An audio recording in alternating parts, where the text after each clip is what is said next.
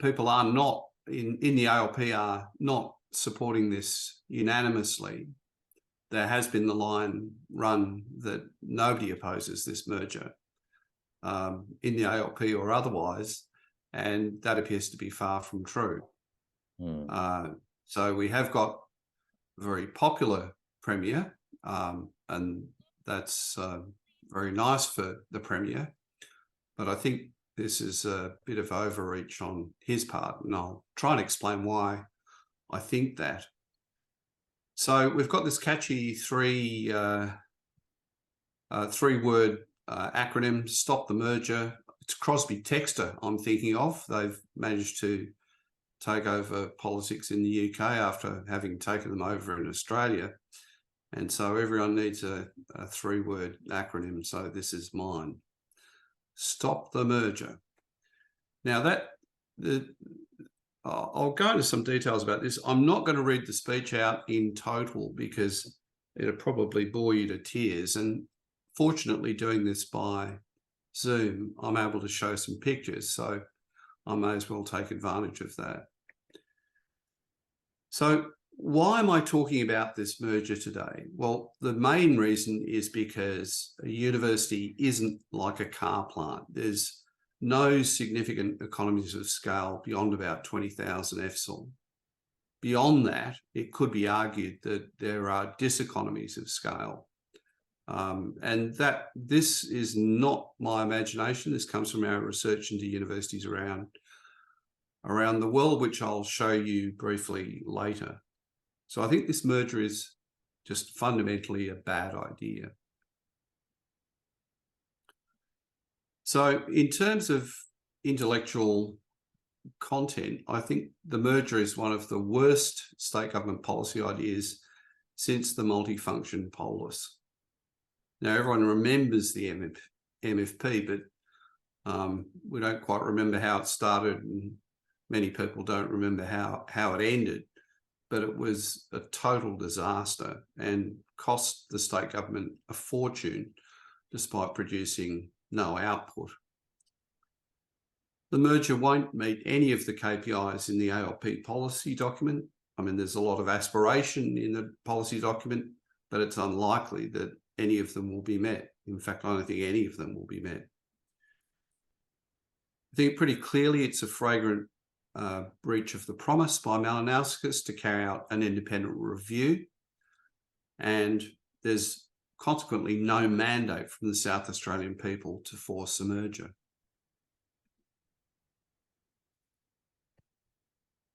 So I'll just read out this little bit here, which really was one of the key points in the speech, because I was talking to Labor people, so I thought I'd get into the policy document that Labor had issued.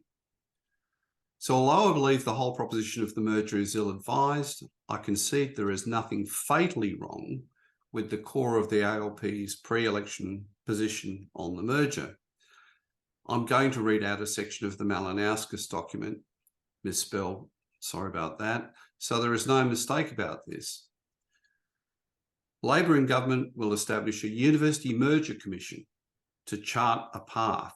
Remember, this is the document that was issued prior to the election. You've probably all seen it. It will include the leadership of the three universities and be headed up by an eminent commissioner with higher education experience. Its task will be to determine how the state can be best served by the university sector. Should the independent commission determine that a university merger is in the interest of the South Australian economy and the welfare of the people of the state, then a merger will be a first-term priority for a Labor government. So that was what was promised. Malinowskis goes on to criticise Marshall for not driving forward the merger discussions in 2018, which had this whole idea had come up in 2016 and probably several times before. Now, the reason that Marshall pulled back is because he was told that the cost of the merger was unaffordable and the benefits illusory. So I think, Marshall's decision was understandable and reasonable. It's certainly been put to me that the estimated cost in the first year of the merger was an additional $100 million. The person that told me that has told me that in confidence, but he doesn't mind the figure being used. So after his bit of politicking, Malinauskas says the state should not start this process with a view about which university should merge, nor which university should teach what degrees. The role of the state government is to determine what our collective interests are as South Australians, and that is where the process should start. Now, of course, none of this has happened. So Malinauskas has driven right over the top of his original promise and decided just to proceed with the merger and to drive it through. So what I say is the merger proposal flies in the face of research-based evidence showing that what makes a research or teaching university great. Nearly all top 100 universities are between 10,000 and 25,000 EFSL. Only a small percentage of top 100 universities in all three major rankings are larger than the University of Adelaide or UniSA. This is not about the Ivy League or huge endowments, as VC Hoy keeps suggesting. I then draw on the example of the University of Heidelberg in Germany, which is slightly larger than the University of Adelaide. Heidelberg has an endowment of 51.55 million US dollars, not very much, and yet it ranks between 57 and 70 on the ARWU. Of course, the reason for this is most of its research is directly funded by the German federal government, and like most German universities, tuition at Heidelberg is free. So I think it's pretty clear that the best universities in terms of all of the rankings are rather small universities, and that's for a reason, because they work better. The problem, of course, is how to fund a small university, and people solve that in different ways. In the case of Heidelberg, it's solved by the German federal government giving it enough money to do the research it wants to do. So Heidelberg, as we know, is an old university, but it is somewhat enlarged. This is a map from our book on campuses, and we can see that the university has moved across the other side of the Neckar River, and there's a new campus for 112 hectares, which drives the bulk of their research work. There's a bit of the old campus left on the south bank, which is really just for tourists, I think. But most of the action happens north of the river. Now, just for comparison, the University of Adelaide has about 13 hectares at its North Terrace campus. So it is challenged for space. Here's Heidelberg. This is the new bit, which is considerably less attractive than the old bit, but nevertheless, that's where the work is done. Now, these are the three documents that form the intellectual underpinning of this argument for a merger. The one on the left was prepared by Naus.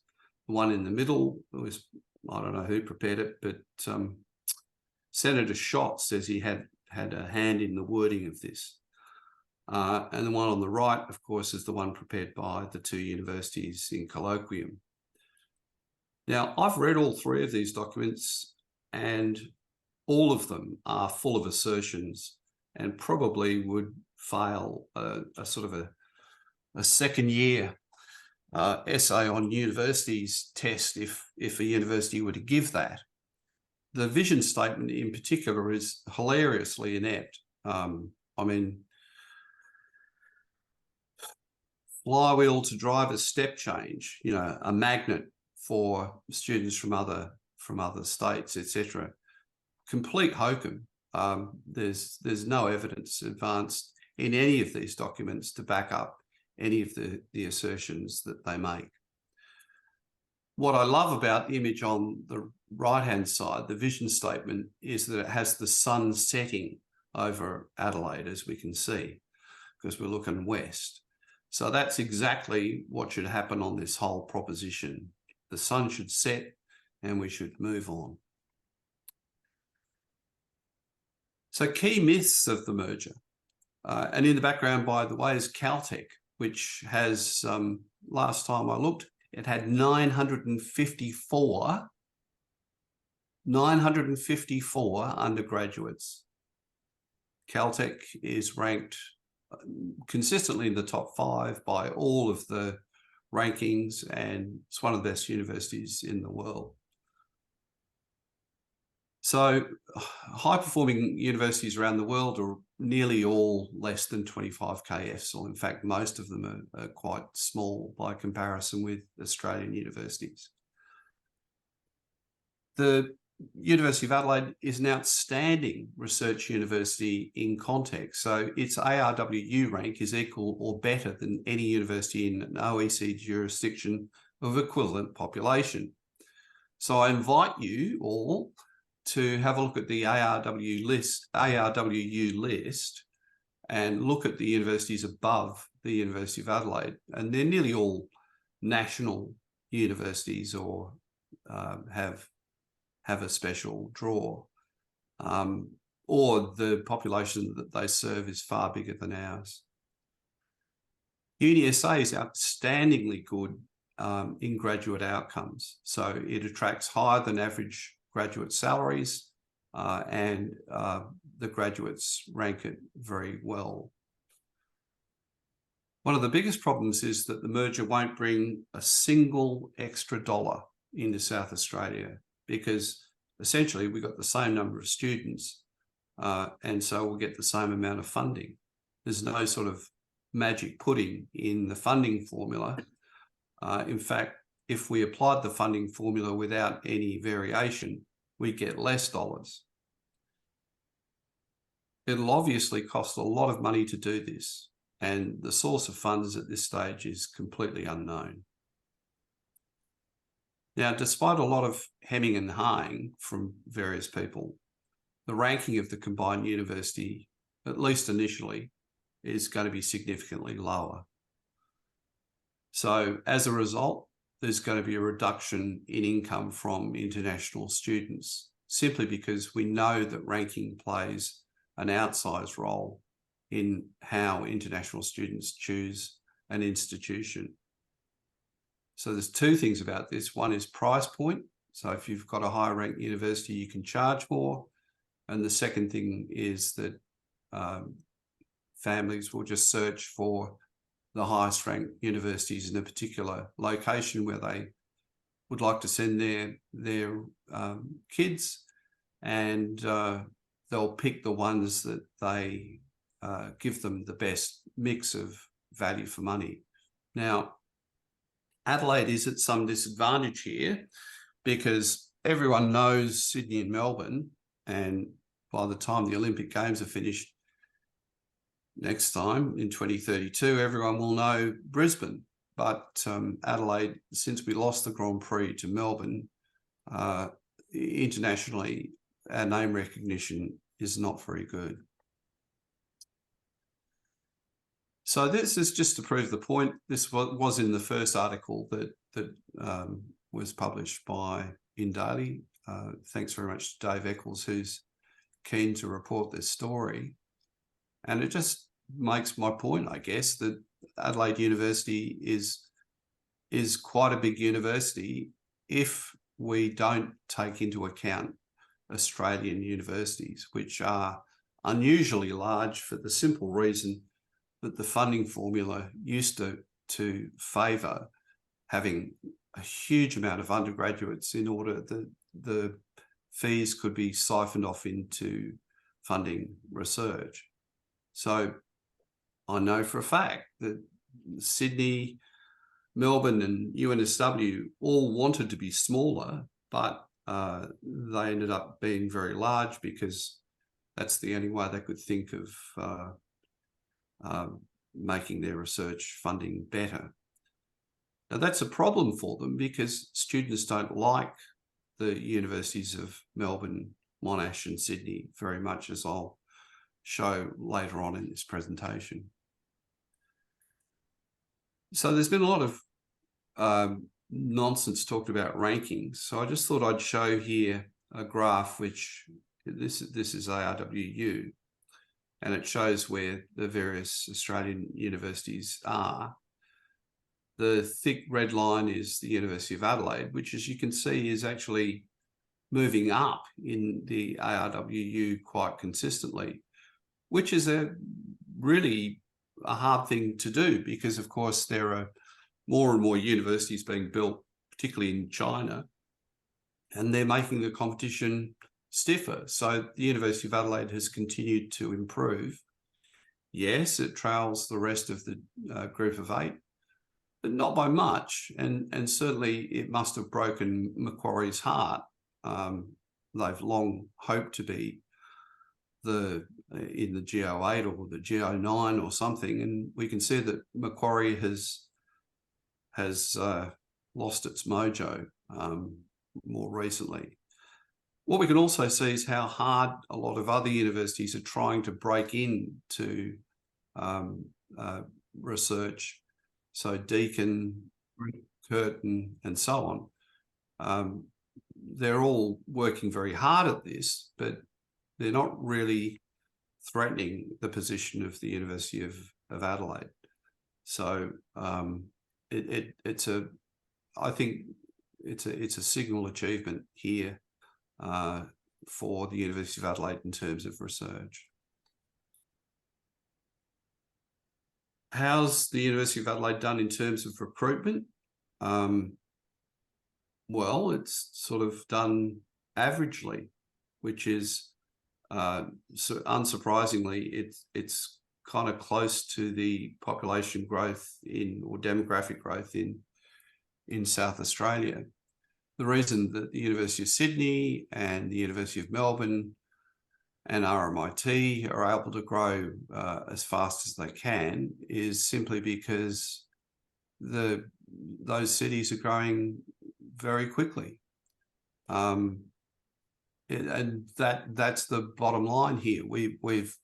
South Australian population hasn't grown very quickly, and consequently the University of Adelaide hasn't grown. Most of the I guess states other than New South Wales and Victoria, universities have found it difficult to compete with the big name universities, and you can see that a little bit here. The University of Canberra is very flat, for instance. Bond University at the bottom is an interesting story because they've actually capped their size at 5,500 EFSL to make sure that they stay small and intimate. That's been their decision. They went up to about 6,000 EFSL and decided to go back to 5,500.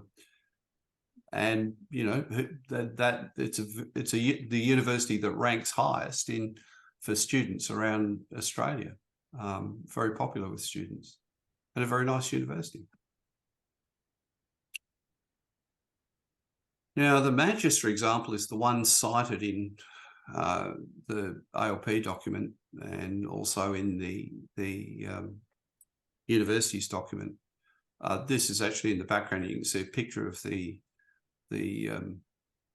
President and Vice Chancellor's Jaguar, which I snapped on a trip to the campus in his parking space. So that's terrific. Just a bit of a sideshow, really, but it cost £85 million at least to merge the Victoria University of Manchester and UMIST, which had started with a common root. Actually, they were very closely related for their entire existence, and this happened 19 years ago. So you know, it's meant to be a big success. I don't think it's as big a success as the people who are writing the ALP policy think it is, because it was meant to make the University of Manchester a top 25 ARWU university, and it hasn't. At the moment, it's 38. It got to 35. So it didn't meet its KPI. But just to remind people that Manchester was a significant university, Rutherford split the atom there in 1917, and there's been 25 Nobel laureates associated with the university. So it was always a significant institution. Greater Manchester has a population of 2.9 million people, which is a bit bigger than South Australia. And the economy of Manchester has definitely not been transformed by this merger, as clearly many people in the government believe that the merger will transform the South Australian economy. Fat chance. So since the merger in 2004, 50 new universities have been created in the UK. 2 of them were created by the demerger of the LSE, the London School of Economics, and Imperial College actually left the University of London. So, there's been a merger, one merger, but there have been 2 demergers, and presumably that's for good reason. Here's the beautiful University of Manchester, which is like much of Manchester. So Adelaide, population of 1.3 million people, 1.9 million people across all of South Australia. It's a very small state. As far as I can see, as I've previously said, the University of Adelaide outranks any university located in a jurisdiction of a similar population with a primarily local student body. So Adelaide is a great place to live. It's consistently in the top 10 of the Economist Intelligence Unit Global Livability Ranking, and it was number 3 in 2021. So I think Adelaide's really fortunate to have 3 good public universities to educate its population and deliver economically relevant research. Now, this is a chart from some of our research on universities, and I showed the lower chart because this is one of the few really strong lessons we can draw from the data. The bigger the university gets, the less satisfied students will be. That's a pretty straightforward bit of information. Now, we've taken a lot of the data points out of these tables because otherwise it just ends up as a big black or brown splodge. But the other one, student satisfaction, is basically unrelated to ranking. So students aren't any happier at a highly ranked university than they are at one that's got a lower ranking. So student satisfaction, once they get there, is completely independent of ranking. But size does count. Students, for obvious reasons, don't like big universities. And as an academic, as a person who's been teaching for 30 odd years, I don't like them either because the classes become so big I can't remember the names of the students I'm teaching. So here's the proof of that. This is from Compared, which used to be called Quilt, but and you've probably all seen this, but the results on the left for the University of Adelaide, the University of South Australia. This is for undergraduates, of course. But obviously, the University of South Australia is doing something right by its undergraduates because it scores 75.4% in terms of having a positive overall experience. If we look at the right of this graph, so UNSW, the University of Sydney, and the University of Melbourne, we see results which are significantly lower than the ones that we have for the Adelaide universities.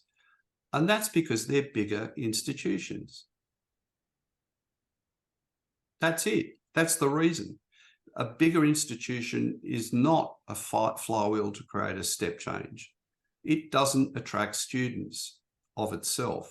I mean, the reason that people go to the University of New South Wales, the University of Sydney, or the University of Melbourne is because they think that they'll be the best, give them the best chance to succeed in their careers post-university. I can't see them moving to South Australia to do a degree at a combined university when they can go to a big university in their own state. That's the bottom line here. So, you know, it's all very well for the Premier to cast around for solutions by merging the universities, but the single largest export of South Australia is education, and most particularly higher education. So in other words, the three universities are already pulling their weight in terms of producing income for the state. The research by the University of Adelaide has driven the wine industry, which of course is the second biggest export in South Australia, and much of the rest of Australia's wine industry. And one of the things we've done is actually export wine expertise to France. So University of Adelaide graduates from their oenology course are now very much in demand in France. Mining and mineral processing is a significant industry in South Australia, and it's very ably supported by UniSA, which of course was started out as a school of mines. And the University of Adelaide is ranked number 11 in the world on the ARWU for mining and mineral engineering, which is a significant achievement. So I think it's really a bit rich of the Premier to start moaning about the performance of the universities when the universities clearly have been a bit of a success story for the state. And if this merger was going to work and produce a better university, I'll be the first person to support it. But everything I know suggests it's not.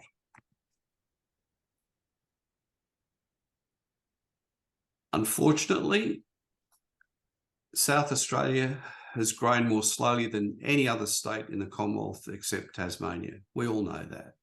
And there's reasons for that. Perth and Brisbane became larger than Adelaide around 1980, just as I started to leave South Australia. Perth and Brisbane now have populations of well over 2 million people, which is 1 million more than Adelaide. So obviously the universities have been advantaged by that because more students are going to them. Collapse of manufacturing started in the 1970s and was spurred on by many factors, but the removal of tariffs by the Whitlam government was a key factor. And that hit South Australia very hard. If we look at the graphs of employment and unemployment in South Australia, we're still seeing the echoes of that collapse in manufacturing dating back to the 1970s. Nevertheless, the economy in South Australia has been more resilient than many people had thought it would be. And of course, the export of international education has been one of the reasons it's been able to do as well as it has. So in this climate, from time to time, the South Australian government comes up with a broad idea to turbocharge the economy and sort of regain the situation that South Australia had before the collapse of manufacturing. And, you know, who can forget the state bank collapse, which was driven by the Premier being madly keen to grow the state bank as big as he could, as quickly as he could. which then led to its demise. And we can see in the background the Premier and Tim Marcus Clark drinking, I suppose, champagne, celebrating the fact that the State Bank was just about to hit the wall. So we've had, you know, bright ideas. It's almost like a cargo cult now. We're waiting in South Australia for the one big idea to drop. But none of the things that the state government have tried have worked. And I don't want to be cruel, but that's, you know, it's not, doesn't show a very intelligent approach to the problem of reviving the South Australian economy. So, you know, okay, Premier, you want to try and make some change. This is comes from the South Australian Centre for Economic Studies at the University of Adelaide. What's been observed is that South Australia is overgoverned. And so one key reform, in fact, it's the first recommendation in this report, is to get rid of a few members of parliament and a few cabinet ministers. So I think we should, at the university, all remind the Premier about that. So why am I sure about these things? Well, we've done a lot of research on the future campus. You might be able to see the cover of the book just above my head on the other side to the Stop the Merger slogan. So we've looked at this with a view to figuring out what makes universities tick, because often universities, we get involved in things which are more than just the design of campuses. They're really about how the university works. And so, being architects, we started out by mapping all of the university campuses, 77 of them, in this similar way, but by taking off the quantities that we've got here and putting them in a big database behind this, so we can actually start to tell some things about each of these universities. So just to show the extent of this, here's Harvard. Here's a whole lot more universities, and you know, we've done this for 77 of them. So we're intimately familiar with universities that work, universities that don't work, and we have a fair idea why the ones that work, and why the ones that fail. So here we look at some selected universities by ranking, and when we notice that the height of these bars is the size of the university. And on the left-hand side, you can see EFSL times 1,000 on the left. Now, this has been a major effort in itself, because internationally, EFSL isn't used as a measure. Enrolment is the measure. But as you can see, until we get to Toronto, everything is quite small. Toronto, of course, is actually 3 campuses, so we're quite distinct campuses, so that's actually a little bit misleading. The first really big university we come to is the University of Melbourne in Australia. The next big university we come to is the University of Queensland in Australia. University of New South Wales in Australia. And on the right-hand side, RMIT in Australia, which RMIT is exactly where we don't want to end up with a combined institution, because RMIT has a lot of students, but it doesn't actually produce much of a surplus, and it doesn't rank very well in any of the rankings. So again, peculiarity, we have lots of big universities in Australia, but the reason why is because of the funding model, which means it's probably wrong. So I did write 2 articles about this in the conversation, which are still available on the website if you Google my name. And what I've tried to do is chart the history of universities up to the present day.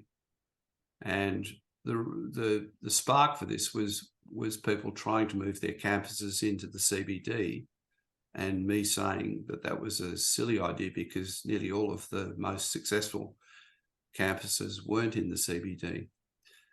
But aside from that, there's some information about what makes a successful campus. And the picture there is the University of Paris-Saclay, which the French government have created to be a top 10 ARWU university. They bought some land outside Paris, near a railway station. It's previously rural land, and a lot of it's been zoned for commercial use or industrial use close to the university. They're going to get there. I think they're number 16 this year, number 1 in maths. But the cost of this would have been just in the billions. It's just for French prestige, which we know is easily injured. But I mean, they've done exactly the right thing to create a university which is a top 10 ARWU university. Personally, I can't see the federal government doing the same thing. I can't see the federal government supporting the University of Adelaide merger either, and we'll come back to that in a minute. No, in fact, I'll tell that anecdote now before we go on about what makes a successful ecosystem for an economy. So recently, a friend of mine who writes for a major Australian newspaper, who's interested in the story about the merger, he went to the office of Katie Gallagher, who, as you know, is the Assistant Treasurer, and inquired whether there would be any money for the University of Adelaide, University of South Australia merger in the upcoming federal budget, as it then was. All of the staff in the office just started laughing. We are not going to get money for this merger from the federal government. They'll make supportive noises, but will they supply any significant amounts of money? No. So what's going to happen is the state and the institutions are going to be lumbered with the cost of this. Right, as part of this research, one of the things we've done is to look at how universities fit in with an ecosystem of economic, to create economic growth, essentially. So this is our headquarters in Cupertino. As you can see, it's in the middle of a suburb. And this is a pretty special part of the world for various different reasons. We did some mapping of where economic activity happened in the US, and this is the heat map we got. We can see that there's a red splodge around Seattle. There's a red splodge around the Bay Area. There's a red splodge around the area where Harvard and so on are in the northeast of the country, and around New York and so on. So Boston, New York, Washington. How is it that we've got these red splodges? And we also tried to map this with significant universities as well. Well, if we look at California and then zoom into Los Angeles and the Bay Area, one of the fascinating things about the Bay Area is that nearly 70% of the Fortune 500, let me start again. If we filter the Fortune 500 companies to tech companies and look at their headquarter location, about 70% of them are in the Bay Area. Why is the Bay Area so successful? Essentially because it's got some finance available in the from San Francisco, which is a major financial center. It's got a culture of supporting entrepreneurs, and it also had a lot of cheap accommodation back when these companies started up. we see the same thing in the UK, because we were so startled by these results that we decided to do the whole thing again in the UK. And there's a band of tech companies, essentially, which run from Bristol across to Cambridge. And they're obviously interacting with the universities, but the key thing, of course, in the middle of that is the City of London with finance and that sort of entrepreneurial culture. So key elements of success is a culture which supports entrepreneurs and startup and a startup mentality, which is, Silicon Valley. Sources of finance prepared to take a risk, which we don't have in South Australia. Cheap accommodation. So Hewlett-Packard, Apple, countless other successful tech companies started in garages, not expensive office space. So things like the Flinders Tonsley campus is probably a total waste of money, because typically they don't succeed. The Wollongong Innovation Campus is, as the local paper describes it, the Illawarra Mercury, is a white elephant. So I think we need to concentrate on fixing the things that we can identify as being suboptimal. We need to have more postgraduate scholarships and support for postdocs, so that we get a higher percentage of students at both universities who are doing a PhD. We need to have better scholarship support and accommodation options for regional students, many of whom are disadvantaged.